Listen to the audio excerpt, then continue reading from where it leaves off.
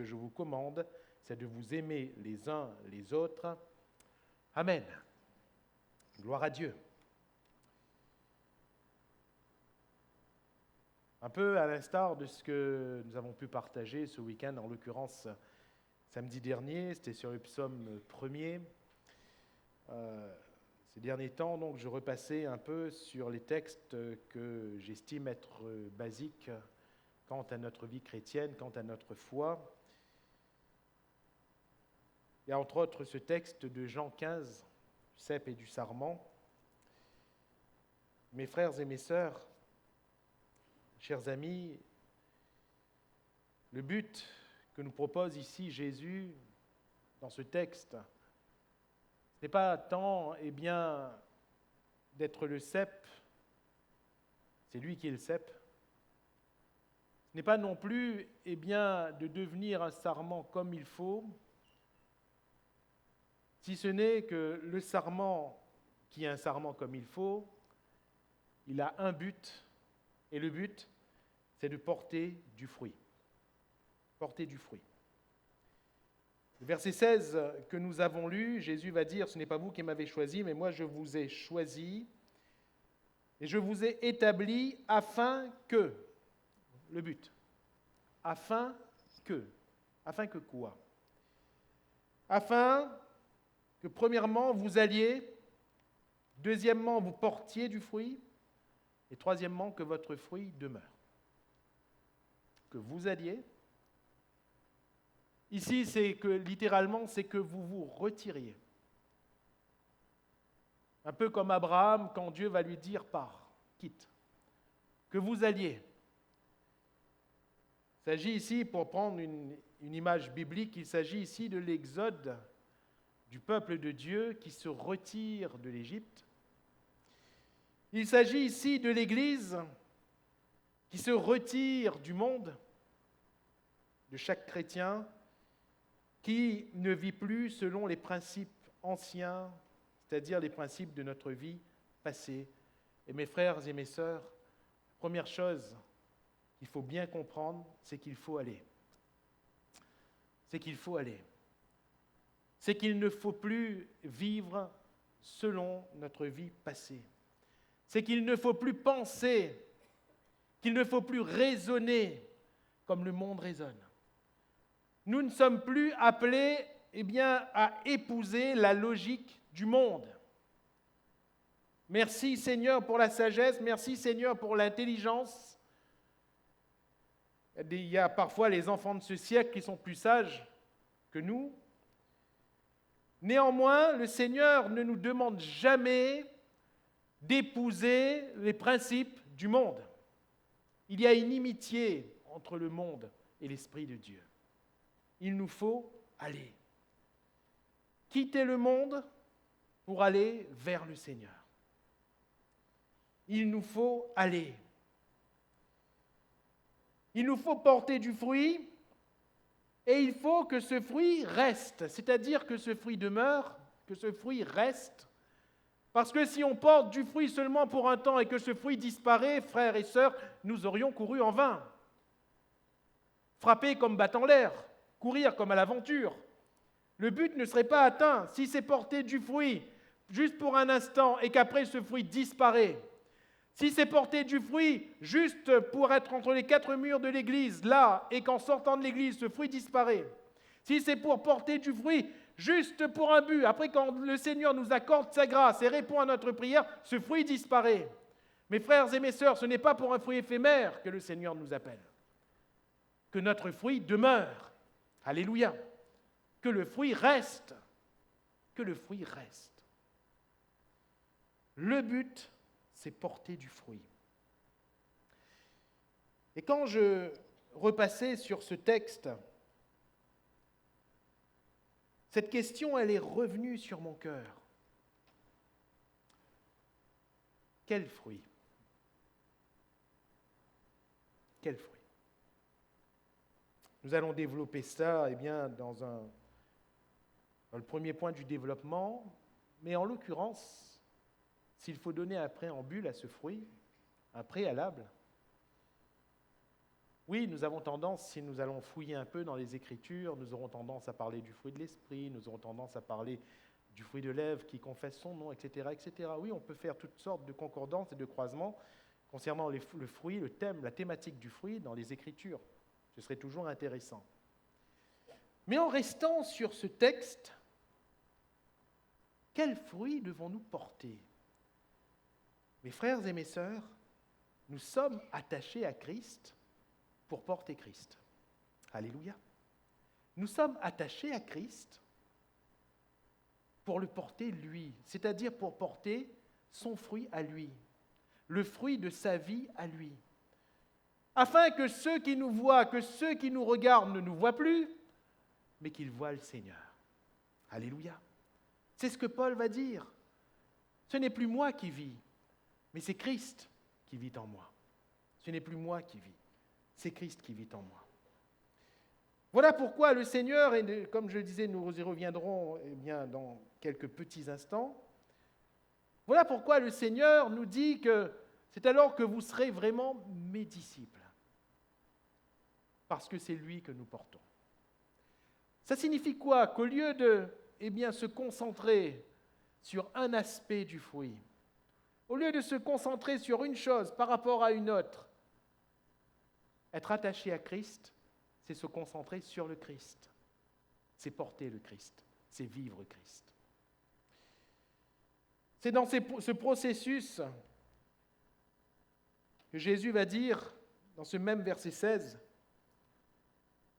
que nous obtenons de Dieu tout ce que nous demandons, afin que ce que vous demanderez au Père en mon nom, il vous le donne.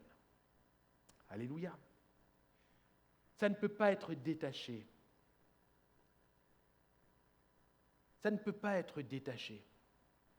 Si nous marchons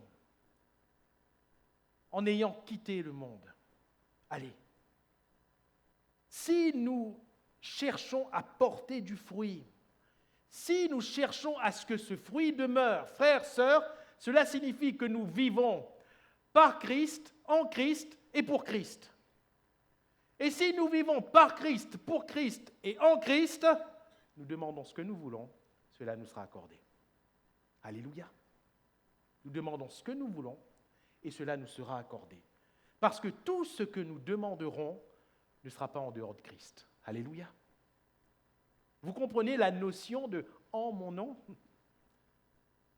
Au nom de Jésus n'est pas une formule qu'on case dans sa prière. Au nom de Jésus, c'est une réalité que nous vivons au quotidien, parce que nous vivons Christ. Alléluia. Christ est ma vie. Christ est ma vie. Je vis Christ. Comment remplir ce but? Savoir porter du fruit. Eh bien, premièrement, et nous revenons donc à ce que nous avons commencé à ouvrir quelque peu, notre introduction, le fruit. Quel fruit? Quel fruit?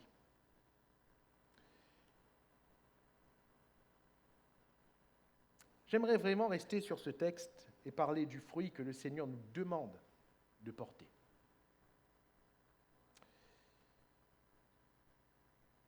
Jésus va parler à plusieurs reprises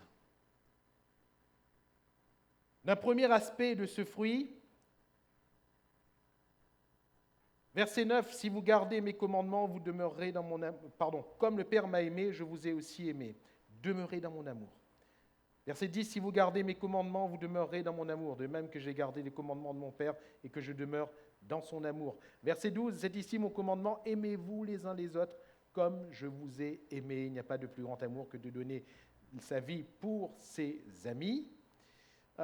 Verset 17, « Ce que je vous commande, c'est de vous aimer les uns les autres. » Ce que je vous commande, qu'est-ce que Jésus nous demande de porter? C'est l'amour. Alléluia.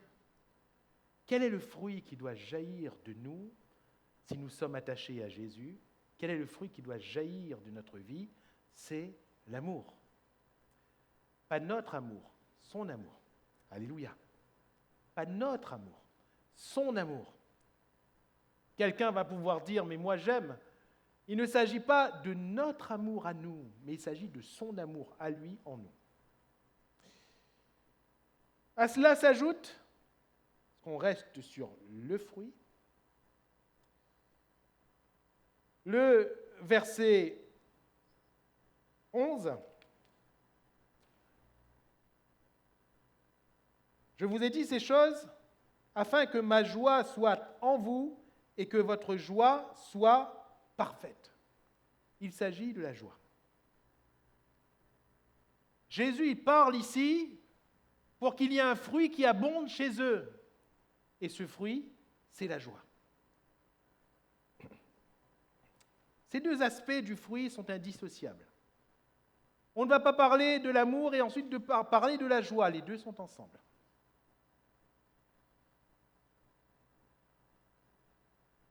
L'amour et la joie combinés ici nous amènent à vivre pleinement ce que le Seigneur nous demande. Au verset 8, « Si vous portez beaucoup de fruits, c'est ainsi que mon Père sera glorifié et que vous serez mes disciples. »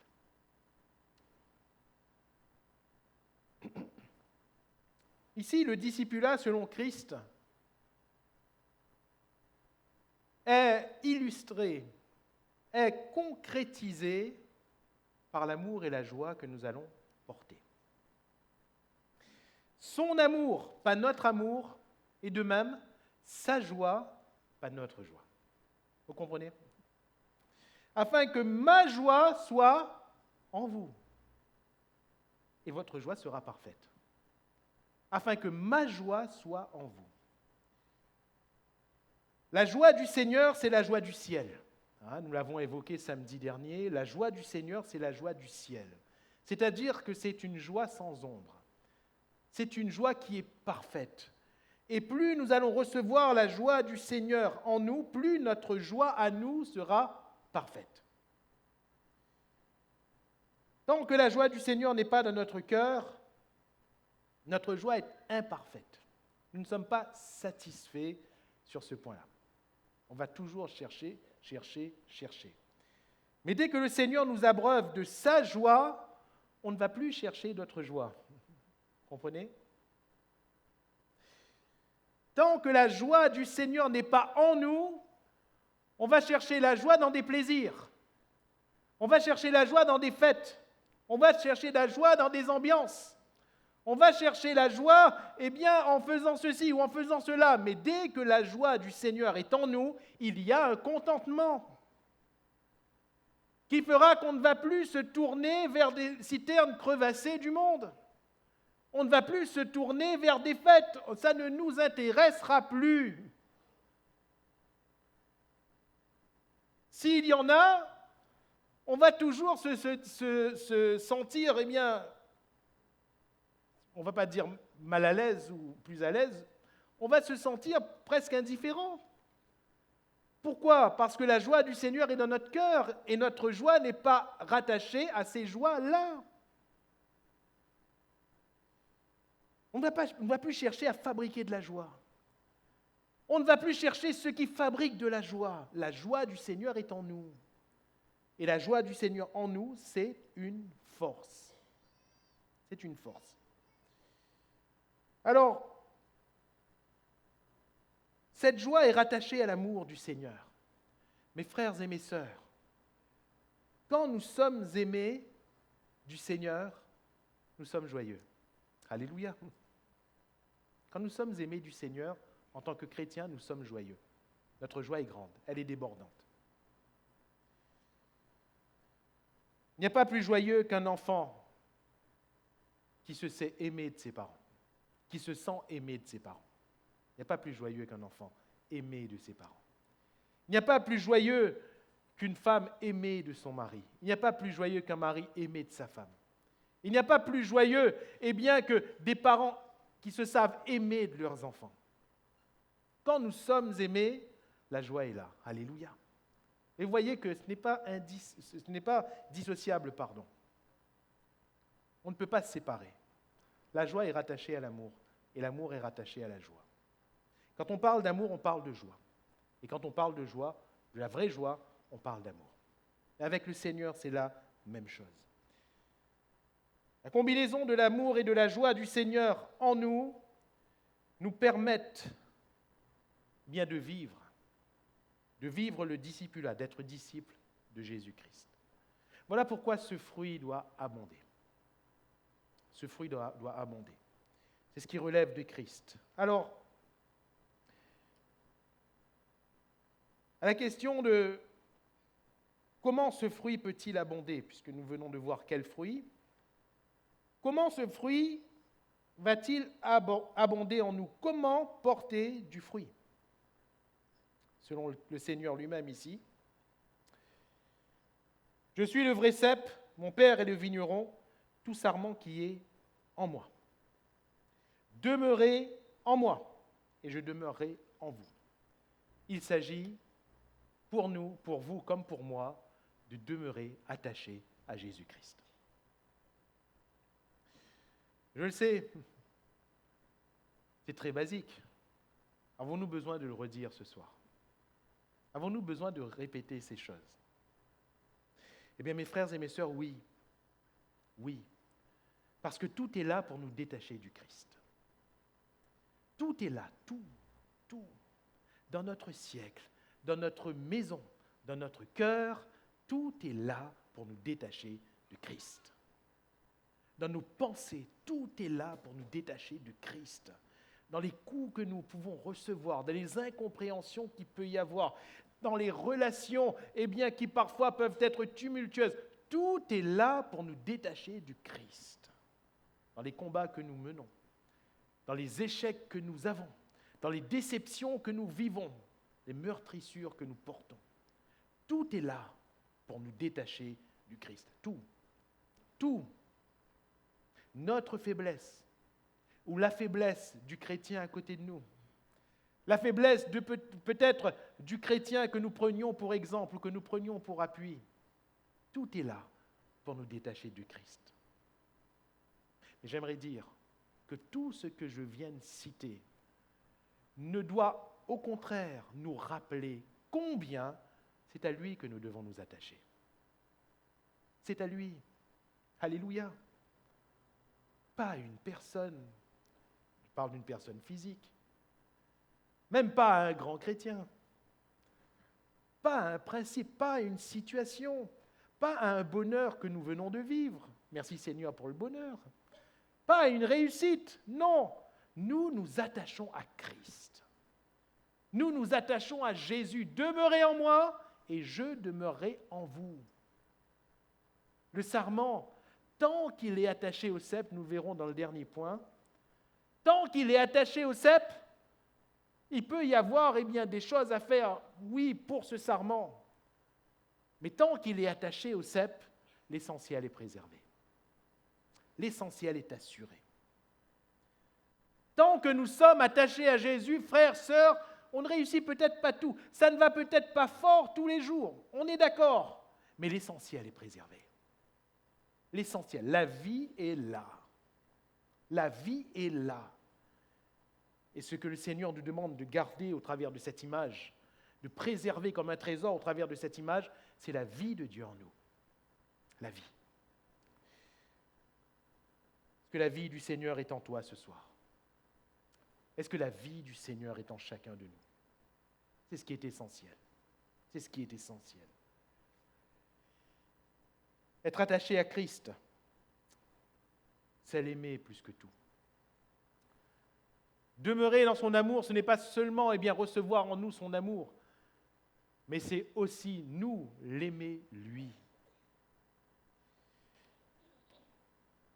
Il nous faut aimer Jésus.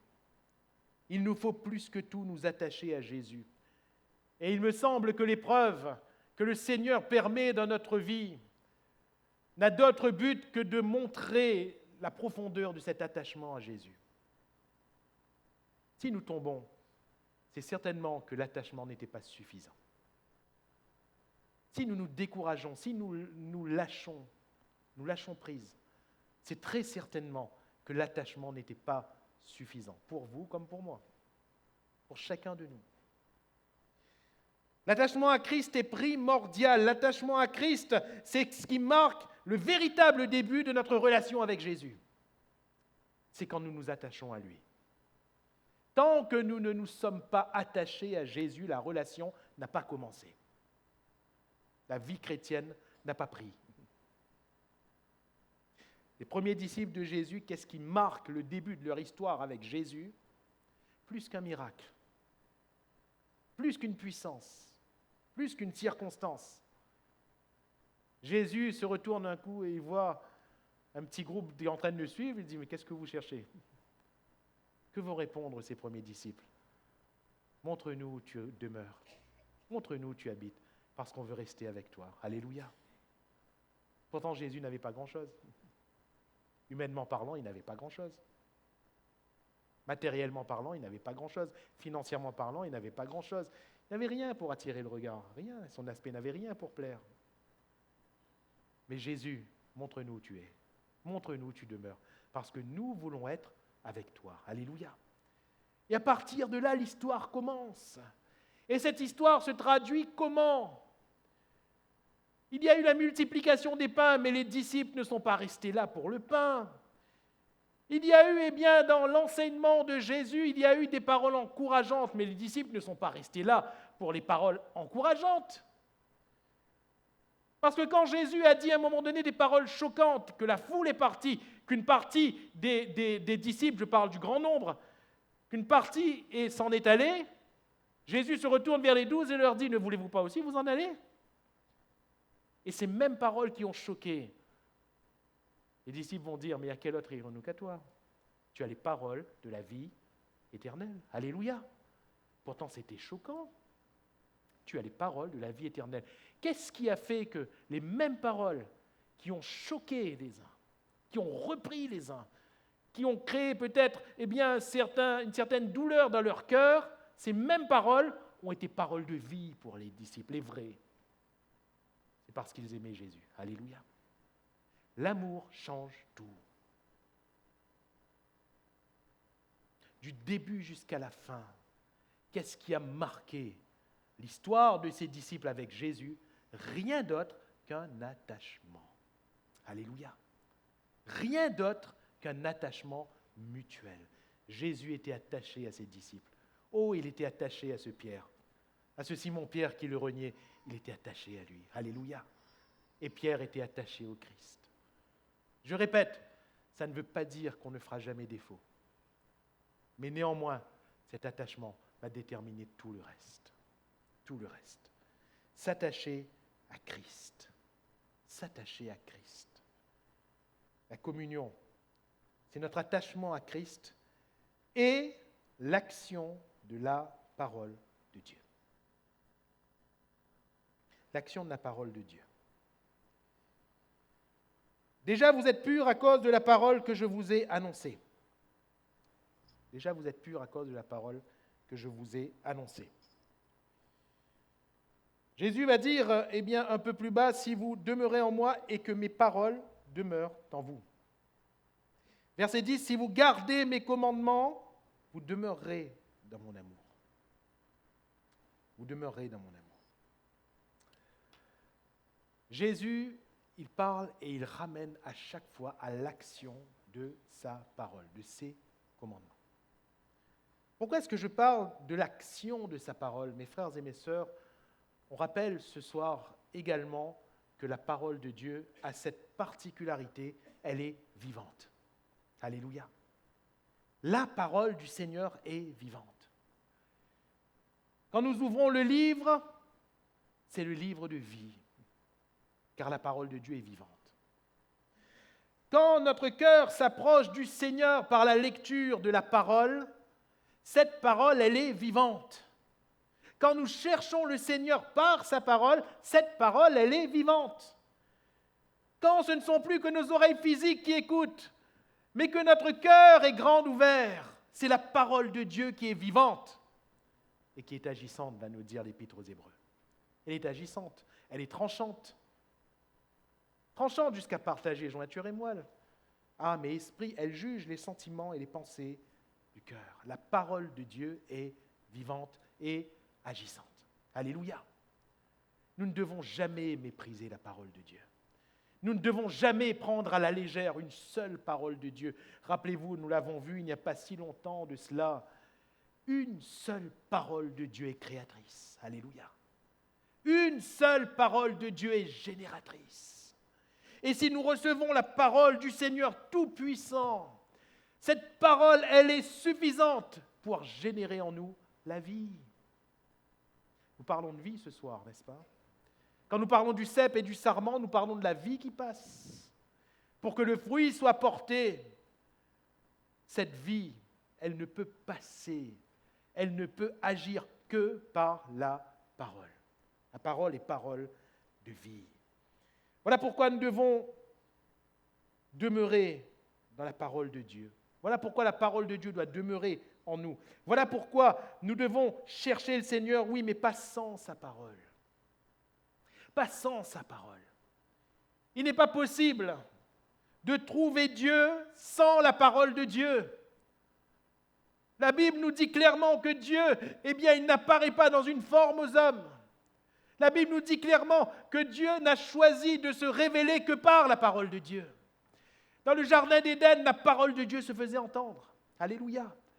À Abraham, eh bien, Dieu lui parlait. Et surtout, c'est le verset peut-être le plus notoire, concernant ce que l'on partage maintenant, la Bible nous dit que lorsque Samuel est devenu prophète, la parole de l'Éternel se révélait par la parole de l'Éternel. Alléluia. L'Éternel se révélait par la parole de l'Éternel. Et au prophète Ésaïe, il va dire à Dieu, mais tu es un Dieu qui te cache. Le Seigneur va lui répondre en lui disant, oui, mais ma parole n'est pas cachée. Alléluia. Ma parole n'est pas cachée. Autrement dit, tu peux me trouver par ma parole. Ce soir, j'aimerais te dire, cher ami, mon frère, ma sœur, tu peux trouver Dieu par la parole de Dieu. Tu peux trouver Christ par la parole de Christ. Et cette parole, quand on la reçoit en nous, elle est agissante. Elle est génératrice. Elle crée la vie.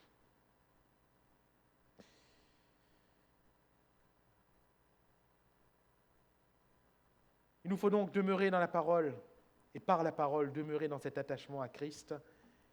Et j'en arrive enfin à ce fait de porter du fruit qui nous est traduit par les premiers versets du passage que nous avons lu. Et quelque part, je termine par le début du texte. Si nous revenons sur le texte, qu'est-ce qu'il est dit? Je suis le vrai cep, mon père est le vigneron, tout sarment qui est en moi et qui ne porte pas de fruit, il le retranche, et tout sarment qui porte du fruit, il l'émonde afin qu'il porte encore plus de fruits.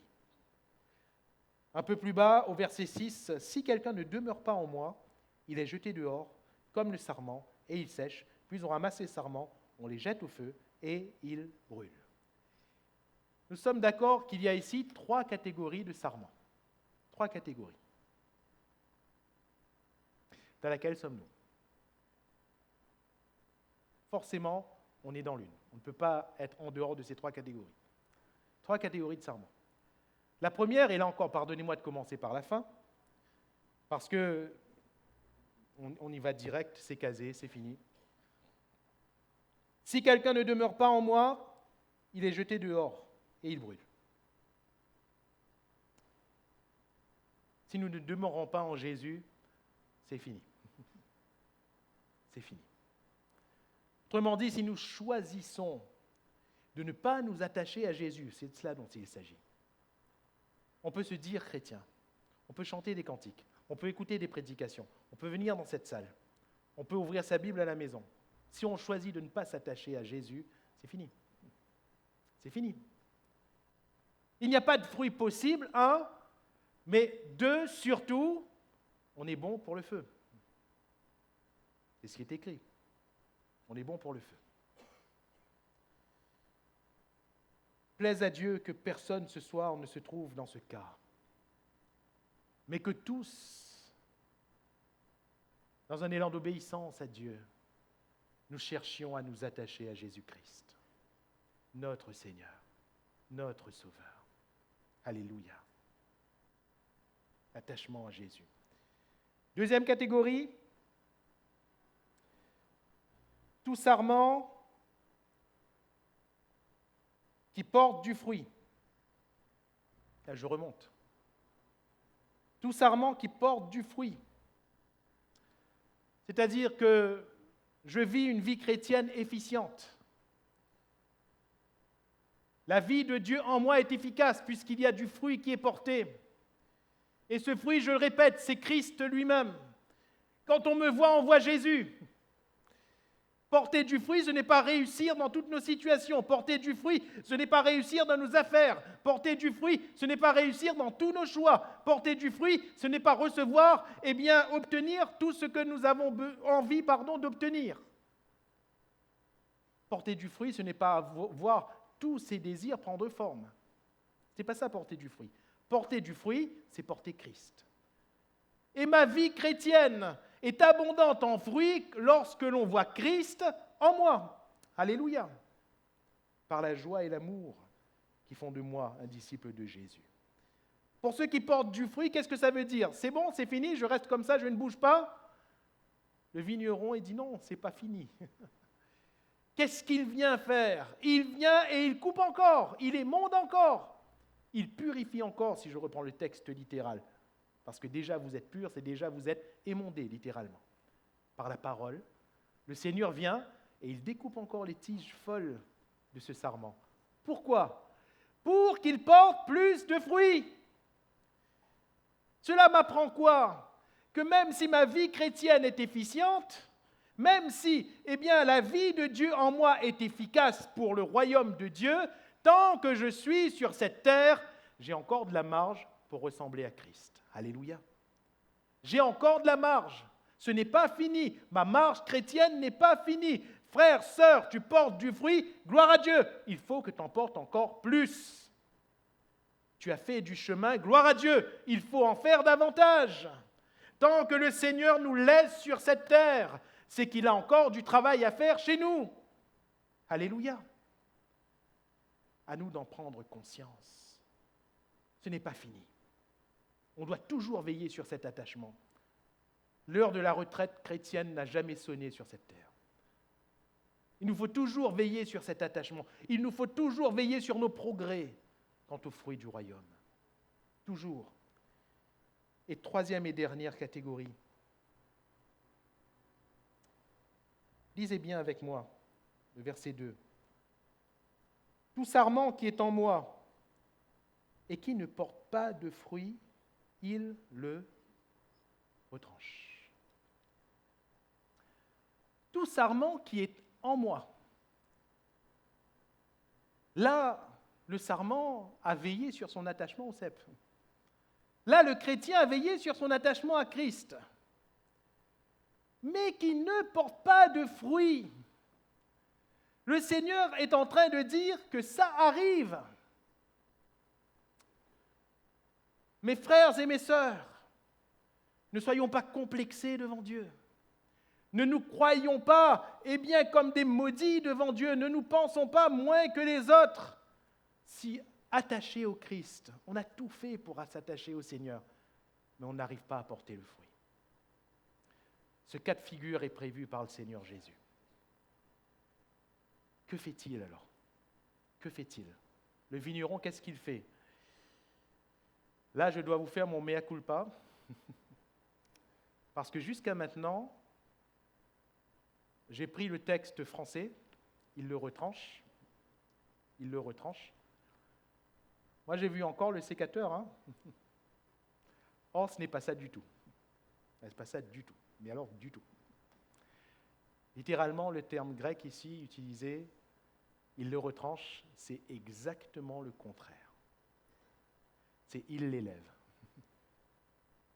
Alléluia.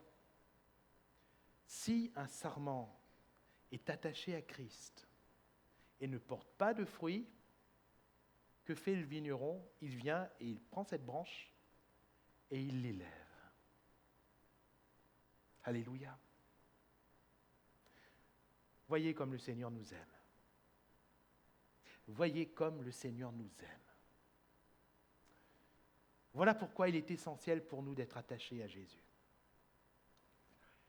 C'est-à-dire que si dans notre cœur, dans notre vie chrétienne, ça ne va pas.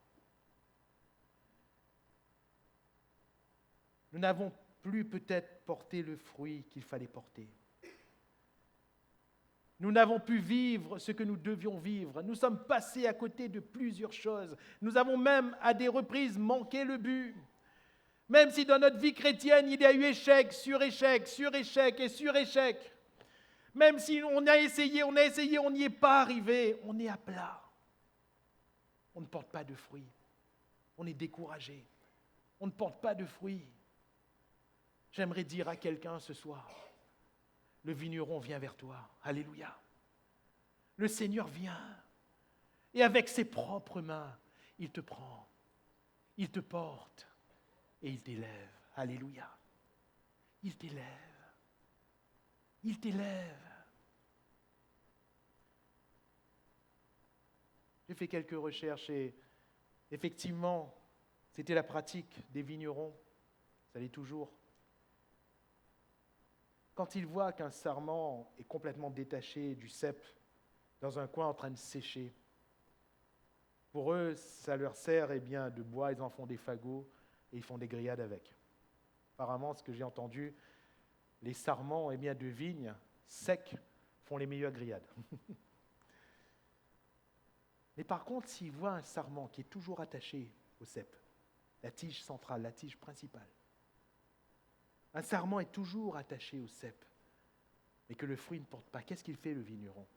Il vient et il l'amène à une meilleure exposition. Une meilleure exposition au soleil.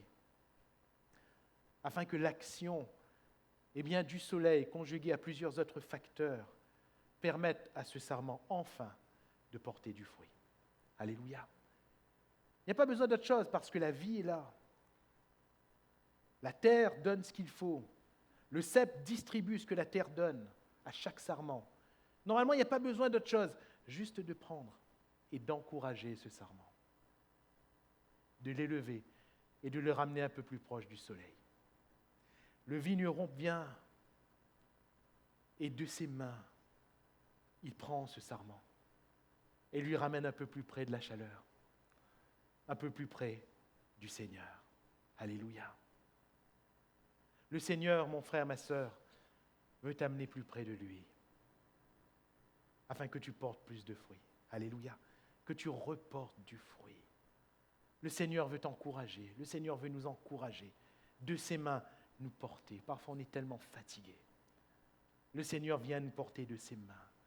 Parfois, on se sent tellement délaissé, l'image du froid, délaissé, rejeté, seul. Le Seigneur veut nous ramener dans la chaleur de son amour. Parfois, on se sent tellement bas. Le Seigneur veut nous amener plus haut. Alléluia. De ses mains. De ses mains. Laisse l'Esprit de Dieu te prendre. Laisse l'Esprit de Dieu te prendre et ramener plus près du Seigneur. On n'a pas besoin d'autre chose.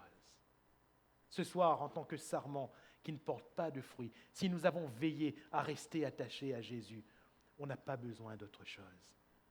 Juste que le vigneron nous prenne et qu'il nous ramène plus haut. Alléluia. Quel sarment es-tu ce soir?